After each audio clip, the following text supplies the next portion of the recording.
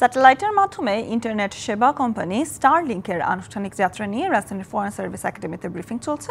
আমরা যুক্ত হব সেখানে। তো এই প্রশ্নের উত্তর হচ্ছে এখানেও সেবা গ্রহীতার দিক থেকে কোনো লিমিটেশন নাই।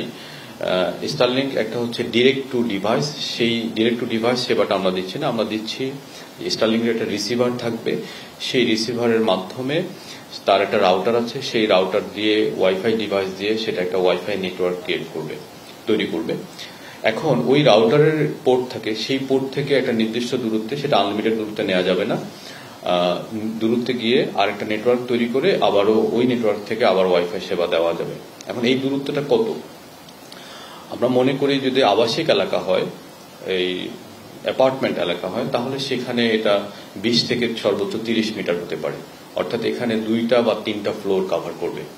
LME সার্টিফাইড বিশ্বসেরা কপারে তৈরি ওয়ালটন কেবলস, যা আপনার স্থাপনাকে রাখবে সব সময় নিরাপদ।